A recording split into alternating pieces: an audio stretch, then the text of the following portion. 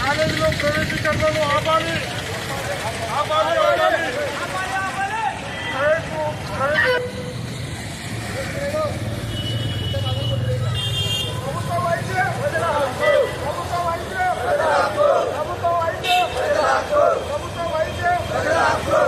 రాజారెడ్డి గారి నాయకత్వం,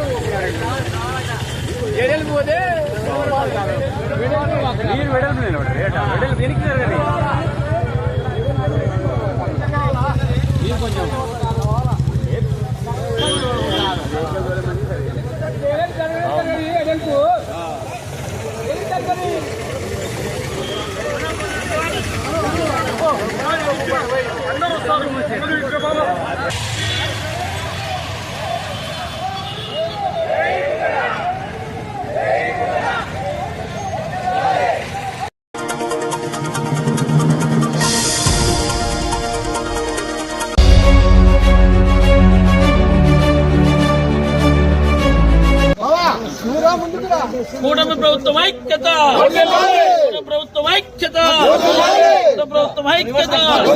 నారా చంద్రబాబు నాయుడు గారి నాయకత్వం, నారా చంద్రబాబు నాయుడు గారి నాయకత్వం, పవన్ కళ్యాణ్ గారి నాయకత్వం, పవన్ కళ్యాణ్ గారి నాయకత్వం, నారా చంద్రబాబు నాయుడు గారి నాయకత్వం, నారా లోకేష్ బాబు గారి నాయకత్వం, కూటమి ప్రభుత్వం ఐక్యత.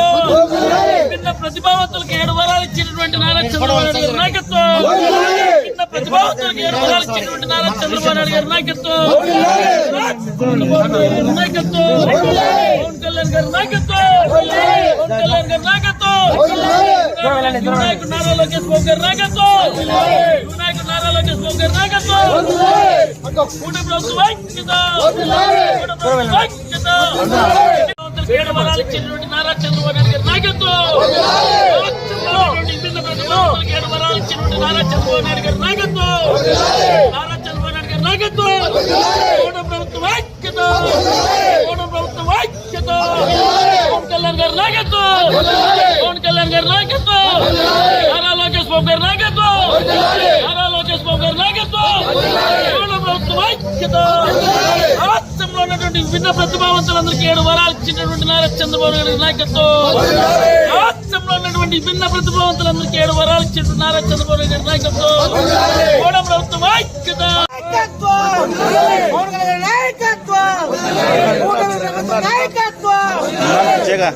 నారా లోకేష్ నాయకత్వం, నారా లోకేష్ నాయకత్వం, నారా లోకేష్ నాయకత్వం. విభిన్న ప్రతిభావంతులకు 7 వరాలు ఇచ్చినటువంటి నారా చంద్రబాబు నాయుడు నాయకత్వం.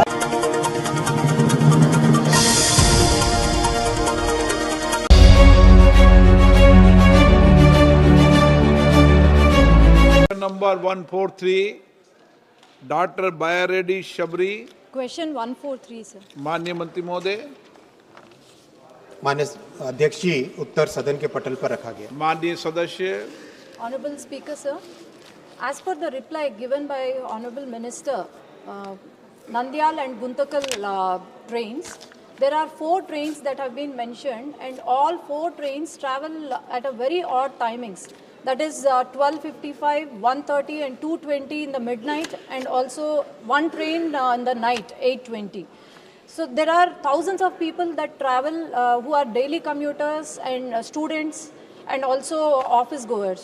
Sir, through you, I would request the Honorable Minister to kindly provide a daily memo train or a passenger train, which is very beneficial to this route, sir.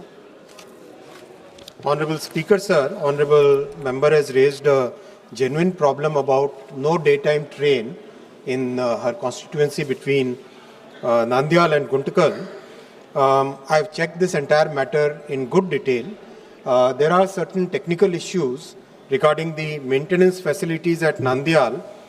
There is some maintenance facility for ICF coaches in Guntakal, but there is no maintenance facility in Nandyal. So I have asked the team to figure out some solution, find out a way by which this problem can be solved. At this point of time, we are working on it, and I'll also have a detailed discussion with the field officials very soon. And as soon as a solution can be found out, I'll inform the honorable member. honorable member supplementary. So my supplementary question, this is regarding Don and Dupadu Betamcherla railway, sir.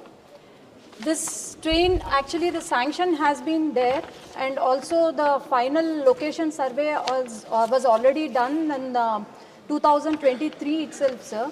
But this is a very important issue, sir, because it connects to the Orvagal industrial node, and also it reduces the distance by 50 to 60 kilometers from Kurnool and Nandyal, sir. So, sir, but the DPR and also allocation of funds is still pending, sir. So I request you to look into the matter. Thank you. I've noted the point that honorable MP has raised, sir. I'll get the details of that project and inform her. Srimati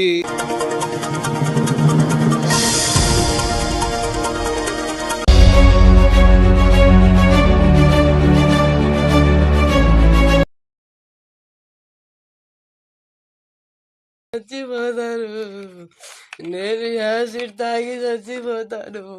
నా పిల్లలు నేనేమైనా అయితే నా పిల్లలకి చూసుకోండి. నేను చచ్చిపోతాను. నేను ఎక్కడికి పోవాలా న్యాయం కోసము? డిపార్ట్మెంట్ వాళ్ళే అలా చేస్తే, వంటూరు సీఏనే అలా చేస్తే నేను ఎక్కడికి పోవాలా? నాకు అన్యాయం జరిగింది. నేను హ్యాండిక్యాప్, నేను నడచలేను సార్, నేను తిరగలేను, నాకు న్యాయం చేయని చెప్పినా కూడా నాకు అడిసి దొబ్బేసేసినాడు సార్. वनटोन से वो भगाने ढकलने लगे सर मेरे को। मैं किस करे जा रहा, मैं मर जाती हूँ।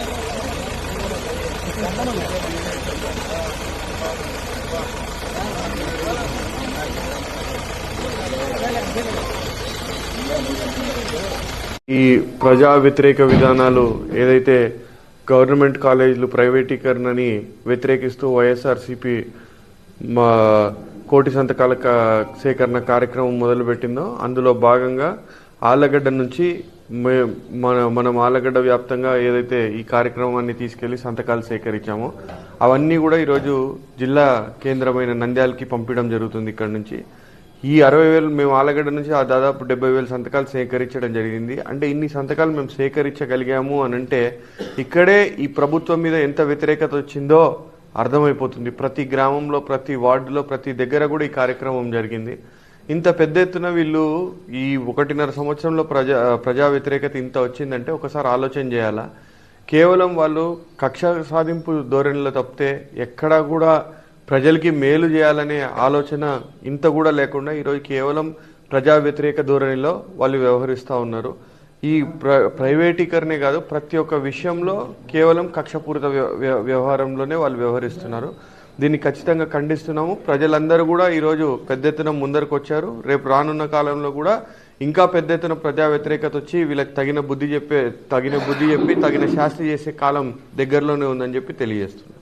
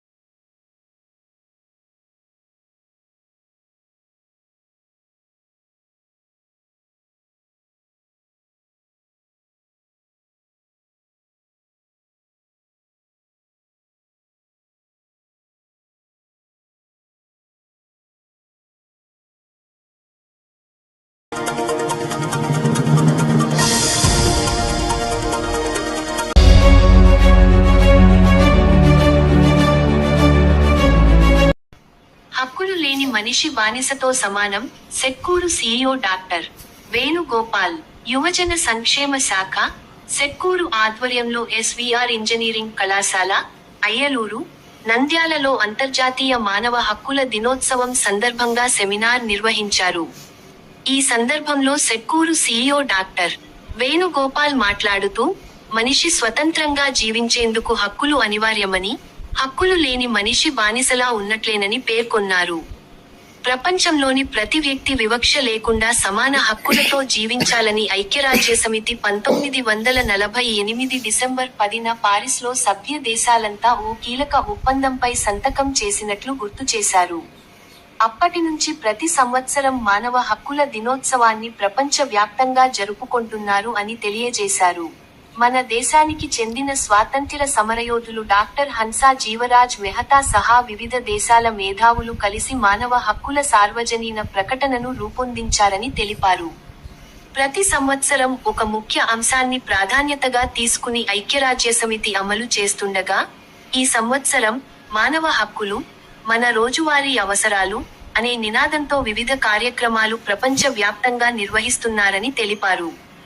డిస్ట్రిక్ట్ స్కిల్ డెవలప్మెంట్ అధికారి శ్రీకాంత్ రెడ్డి గారు మాట్లాడుతూ, భారతదేశంలో మానవ హక్కుల పరిరక్షణ చట్టం 1993లో ఆమోదించబడినదని, ఆ చట్టాన్ని 2006లో సవరించి మార్పులు చేసినట్లు, మానవ హక్కుల పరిరక్షణకు సంబంధించి ఇండియా మానవ హక్కుల కమిషన్ బాధ్యత వహిస్తున్నదని వివరించారు. మానవ హక్కుల పరిరక్షణ మనందరి బాధ్యతగా వెల్లడించారు. కళాశాల చైర్మన్ శ్రీ వెంకటరామి రెడ్డి గారు మాట్లాడుతూ, మానవ హక్కుల గురించి తెలుసుకోవడమే కాదు, వాటిని సద్వినియోగపరుచుకోవడం ప్రతి పౌరుడి బాధ్యత అని, హక్కుల గురించి తెలుసుకుంటేనే అన్యాయాన్ని ప్రశ్నించే తత్వం అలవడుతుందని తెలిపారు. తదుపరి మానవ హక్కుల దినోత్సవం పురస్కరించుకొని నిర్వహించిన ప్రసంగ, వ్యాస రచన పోటీలను నిర్వహించిన విజేతలకు మెమెంటో మరియు ప్రశంసా పత్రాలు బహుకరించడమైనది. ఈ కార్యక్రమంలో కళాశాల ప్రిన్సిపాల్ హరిప్రసాద్ రెడ్డి, ఎలక్ట్రానిక్స్ విభాగాధిపతి భాస్కర్ రావు, సెట్కూరు పర్యవేక్షకులు శ్రీ శ్యామ్ బాబు పాల్గొన్నారు.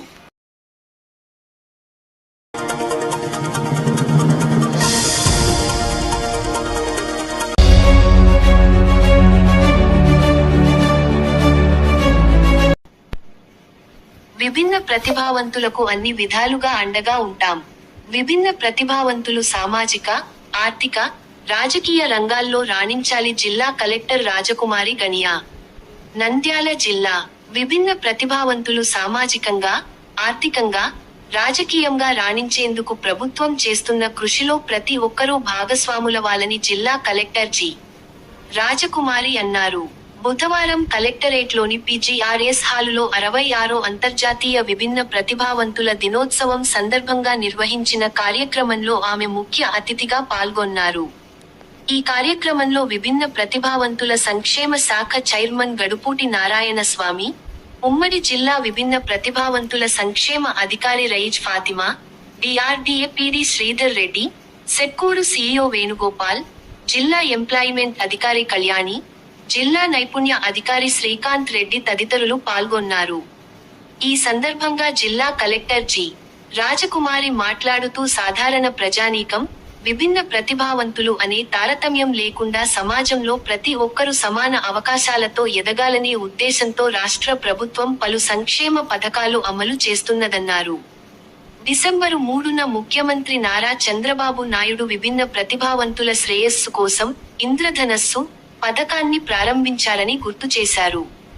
విభిన్న ప్రతిభావంతులలో అపారమైన ప్రతిభ ఉందని, దాన్ని సరైన దారిలో వినియోగించుకుంటే జీవితంలో మరింత ఎత్తులకు చేరుకోవచ్చని కలెక్టర్ తెలిపారు. విద్యాపరమైన, క్రీడాపరమైన వారికి ప్రత్యేక ప్రోత్సాహం అందిస్తున్న ఫలితంగా అందుల క్రికెట్ టోర్నమెంట్లలో రాష్ట్రానికి చెందిన క్రీడాకారులు అద్భుత ప్రదర్శనలు ఇస్తున్నారని తెలిపారు. ఈ స్థాయికి తీసుకొచ్చేందుకు పాత్ర వహించిన తల్లిదండ్రులకు ప్రత్యేకంగా ధన్యవాదాలు తెలిపారు. విభిన్న ప్రతిభావంతుల బ్యాక్లాగ్ భర్తీ, రెగ్యులర్ నియామకాల్లో వారికి ప్రాధాన్యం కల్పించాలన్న విజ్ఞప్తిపై పరిశీలన జరుగుతుందని చెప్పారు. భవిత కేంద్రాలకు వచ్చే చిన్నారుల తల్లిదండ్రులకు నైపుణ్య శిక్షణలు అందించి ఉపాధి అవకాశాలు కల్పించేందుకు చర్యలు చేపడతామన్నారు. ప్రైవేట్ కంపెనీలు నిర్వహించే జాబ్ మేళాల్లో విభిన్న ప్రతిభావంతులు చురుకుగా పాల్గొనాలని సూచించారు.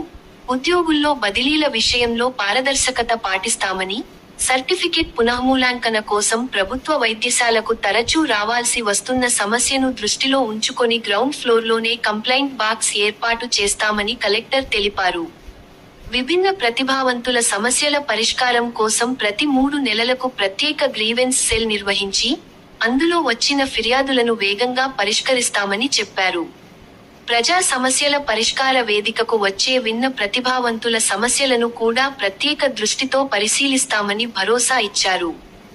సంబంధిత శాఖ సిబ్బంది పీజీఆర్ఎస్ వద్దే విధులు నిర్వహించేలా చర్యలు తీసుకుంటామని తెలిపారు. గ్రామ సచివాలయాలకు వెళ్లే విభిన్న ప్రతిభావంతులకు వేగంగా సేవలు అందేలా చర్యలు తీసుకోవడంతో పాటు, ఉద్యోగిగా పనిచేస్తున్న వారికి ఫీల్డ్ సర్వే బాధ్యతల నుంచి మినహాయింపు కల్పించే అవకాశాన్ని పరిశీలిస్తామని తెలిపారు.